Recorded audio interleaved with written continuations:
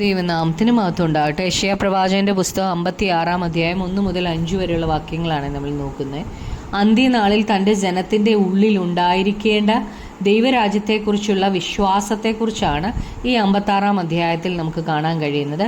പ്രായോഗികമായി എങ്ങനെ ദൈവത്തിൻ്റെ നീതിയിൽ നാം ജീവിക്കണമെന്നാണ് ഈ അധ്യായത്തിൽ പഠിക്കാൻ കഴിയുന്നത്.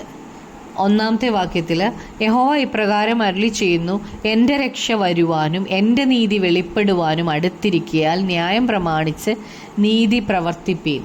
ക്രിസ്തീയ ജീവിതത്തിൽ നാം നീതി പ്രവർത്തിക്കണം. പഴയ നിയമത്തിൽ ദൈവം ന്യായപ്രമാണം കല്ലിൽ കൊത്തി കൊടുത്തിരുന്നു. എങ്കിൽ പുതിയ നിയമത്തിൽ ദൈവത്തിൻ്റെ വചനം നമ്മുടെ ഹൃദയമാകുന്ന മാംസപ്പലകയിലാണ് എഴുതി തന്നിരിക്കുന്നത്.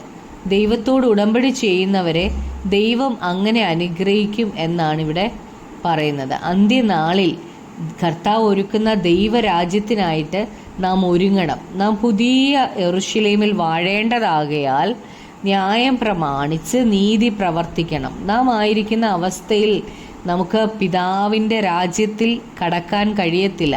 ഇന്നലേക്കാൾ ഇന്ന് നമ്മുടെ പ്രിയൻ്റെ നാടിനോട് നാം അടുത്തിരിക്കണം. ദൈവഭയത്തോടെ നാം ജീവിക്കണം. 2-ാമത്തെ വാക്യത്തിൽ ശബത്തിനെ അശുദ്ധമാക്കാതെ പ്രമാണിച്ച് ദോഷം ചെയ്യാതെ വണ്ണം തൻ്റെ കൈ സൂക്ഷിച്ചുകൊണ്ട് ഇത് ചെയ്യുന്ന മർത്യനെയും ഇത് മുറുകെ പിടിക്കുന്ന മനുഷ്യനും ഭാഗ്യവാൻ. അപ്പോൾ ദൈവവചനം പ്രമാണിക്കുന്നവരാണ് ഭാഗ്യവാന്മാർ. ഈ ലോകം ഭാഗ്യവാന്മാരെന്ന് പറയുന്നത് ലോട്ടറി അടിക്കുന്നവരും അല്ലെങ്കിൽ പണമുള്ളവരും അല്ലെങ്കിൽ മക്കളെല്ലാം കാനഡയിലും യൂറോപ്പിലും ഒക്കെ ഉള്ളവരും ഒക്കെയാണ്. എന്നാൽ ലൂക്കോസ് 11:27-28 നമ്മൾ കാണാൻ കഴിയുന്നുണ്ട്. ഇത് പറയുമ്പോൾ പുരുഷാരത്തിൽ ഒരു സ്ത്രീ ഉച്ചത്തിൽ അവനോട്, നിന്നെ ചുമക്കുന്ന ഉദരവും നീ കുടിച്ച മുലയും ഭാഗ്യമുള്ളവ എന്ന് പറഞ്ഞു. അതിന് അവൻ, അല്ല, ദൈവത്തിൻ്റെ വചനം കേട്ട് പ്രമാണിക്കുന്നവരത്രേ ഭാഗ്യവാന്മാർ എന്ന് പറഞ്ഞു. അപ്പം ആരാണ് ഭാഗ്യവാന്മാരെന്ന് യേശു പറയുന്നതാണ് ഇവിടെ കാണുന്നത്. ഭാഗ്യവാനാകണമെങ്കിൽ നാം നീതിയും ന്യായവും പ്രമാണിക്കണം. ശബത്തിനെ അശുദ്ധമാക്കരുത്.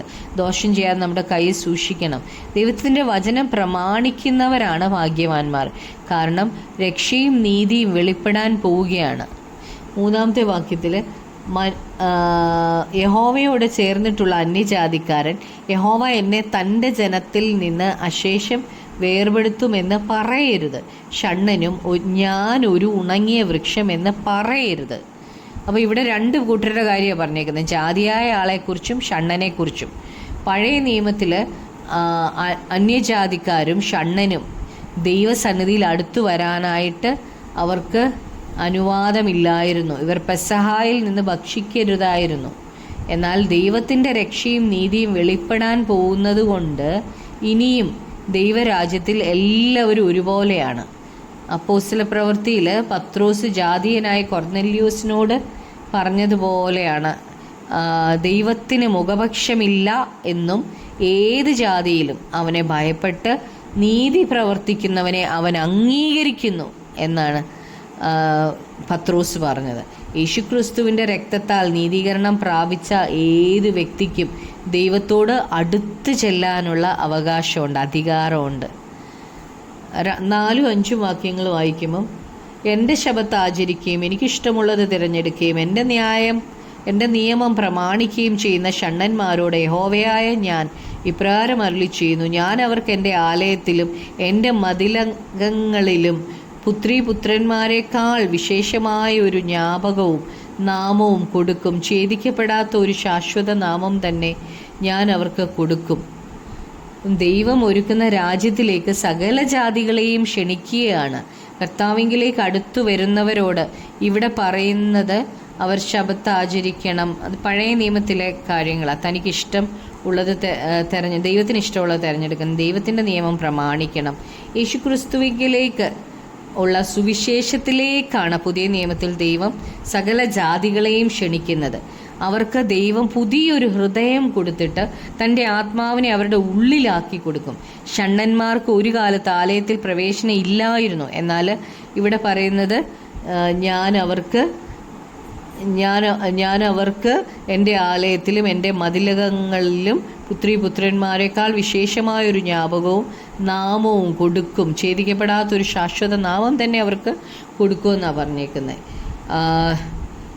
ഒരു കാലത്ത് ദൈവസന്നിധിയിലേക്ക് വരാൻ കഴിയാതിരുന്നവർക്ക് ദൈവം വലിയ ഒരു അവസരമാണ് ഇവിടെ കൊടുക്കുന്നത്. ദൈവവചനം അനുസരിക്കുന്നവർക്ക് ദൈവസന്നിധിയിൽ ധൈര്യമായി പ്രവേശിക്കാൻ കഴിയും. കർത്താവിൻ്റെ അടുക്കിലേക്ക് ഓടിച്ചെല്ലാൻ കഴിയും.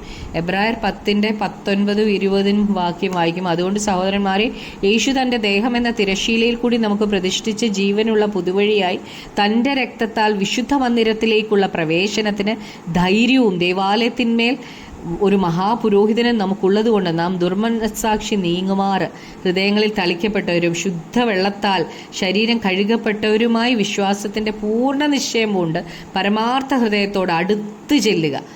അപ്പോൾ നമുക്ക് പ്രാർത്ഥിക്കാം. ഹല്ലേലൂയ, സ്തോത്രം കർത്താവേ, ഞങ്ങൾക്ക് അങ്ങയുടെ അടുത്ത് വരുവാൻ തക്കവണ്ണം അങ്ങ് തന്ന അവസരത്തിനായി നന്ദി പറയുന്നു യേശുവേ. ഇത്ര വലിയ പദവിക്കായി നന്ദി പറയുന്നു യേശുവേ. മക്കളും അവകാശികളുമായി തീർത്ത കൃപയ്ക്കായി നന്ദി പറയുന്നു. അങ്ങയുടെ നാമ മഹത്വത്തിനായി ഞങ്ങളെ ഉപയോഗിക്കണമേ, യേശു ക്രിസ്തുവിൻ്റെ നാമത്തിൽ തന്നെ. ആമേൻ.